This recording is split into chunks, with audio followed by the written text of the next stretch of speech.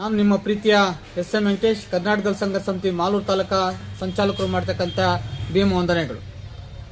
ಬಂಧುಗಳೇ, ಇತ್ತೀಚಿನ ದಿನಗಳಲ್ಲಿ ಏನು ಬಾಬಾ ಸಾಹೇಬ್ ಅಂಬೇಡ್ಕರ್ ಅವರ ಬಗ್ಗೆ ಸಾಮಾಜಿಕ ಜಾಲತಾಣದಲ್ಲಿ ಗುಲಾಮರ ಅಪ್ಪ ಅಂತೇಳಿ ಒಂದು ಏನು ನಕಲಿ ಫೇಸ್ಬುಕ್ ಅಕೌಂಟನ್ನು ತೆರೆದು ಇವತ್ತು ಬಾಬಾ ಸಾಹೇಬ್ರ ಬಗ್ಗೆ ಯಥೇಚ್ಛವಾಗಿ ನಿಂದನೆ ಮಾಡ್ತಕ್ಕಂಥದ್ದು, ಬಾಬಾ ಸಾಹೇಬ್ ಅಂಬೇಡ್ಕರ್ ಬರೆದಿರ್ತಕ್ಕಂಥ ಸಂವಿಧಾನದ ಬಗ್ಗೆ ವಾಮಾಚಾರವಾಗಿ ದಾಳಿ ಮಾಡ್ತಕ್ಕಂಥ ಪ್ರಕ್ರಿಯೆ ನಡೀತಾ ಇದೆ.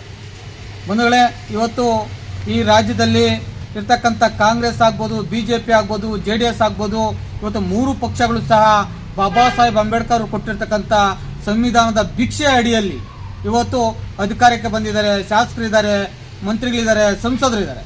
ಯಾರೊಬ್ಬರು ಸಹ ಇವತ್ತು ಆ ಒಂದು ನಕಲಿ ಫೇಸ್ಬುಕ್ನ ವಿಚಾರವಾಗಿ ಯಾರು ಸಹ ಪ್ರಶ್ನೆ ಮಾಡ್ತಾ ಇಲ್ಲ, ಅವ್ರ ಮೇಲೆ ಕಾನೂನು ರೀತಿ ಕ್ರಮ ಕೈಗೊಳ್ತಾ ಇಲ್ಲ. ಇದಕ್ಕೆಲ್ಲ ಕಾರಣ ಏನಪ್ಪ ಅಂದರೆ, ಇವತ್ತೆಲ್ಲರೂ ಸಹ ಬಾಬಾ ಸಾಹೇಬ್ ಅಂಬೇಡ್ಕರ್ ಅವರು ಇಲ್ಲ ಅಂದರೆ ಈ ಮೂರು ರಾಜಕೀಯ ಪಕ್ಷಗಳಿಗೆ ರಾಜಕೀಯ ನಿರುದ್ಯೋಗಿಗಳಾಗ್ತಾರೆ. ಆದರೆ ಇದೊಂದು ಗಮನದಲ್ಲಿಟ್ಕೊಳ್ಬೇಕು.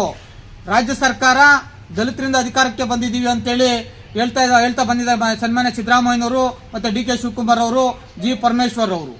ಇವ್ರಿಗೇನಾದರೂ ನೈತಿಕತೆ ಇದ್ದರೆ ಬಾಬಾ ಸಾಹೇಬ್ ಅಂಬೇಡ್ಕರ್ ಬಗ್ಗೆ ಸಾಮಾಜಿಕ ಜಾಲತಾಣದಲ್ಲಿ ಫೇಸ್ಬುಕ್ಕಲ್ಲಿ ಆಗ್ಬೋದು, ಇನ್ಸ್ಟಾಗ್ರಾಮಲ್ಲಿ ಆಗ್ಬೋದು, ಅಥವಾ ಬೇರೆ ಬೇರೆ ಯಾವುದೇ ರೀತಿಯ ಸಾಮಾಜಿಕ ಜಾಲತಾಣಗಳಲ್ಲಿ ಬಾಬಾ ಸಾಹೇಬ್ ಅಂಬೇಡ್ಕರ್ ಬಗ್ಗೆ ಯಾರು ಅವೇಳನಕಾರಿಯಾಗಿ ಮಾತಾಡ್ತಾರೋ ಅವ್ರ ಮೇಲೆ ಕೂಡಲೇ ಕಾನೂನು ರೀತಿ ಕ್ರಮ ಜರುಗಿಸಬೇಕು. ಇಲ್ಲದೆ ಹೋದರೆ ರಾಜ್ಯದ ಜನತೆ, ದಲಿತರು ಮುಂದಿನ ದಿನಗಳಲ್ಲಿ ನಿಮಗೆ ಸರಿಯಾದ ಪಾಠವನ್ನು ಕಲಿಸ್ತಾರೆ ಅಂತಕ್ಕಂಥ ಮಾತನ್ನು ಹೇಳ್ತಾ ಇದ್ದೀನಿ ಬಂಧುಗಳೇ. ಜೈ ಭೀಮ್.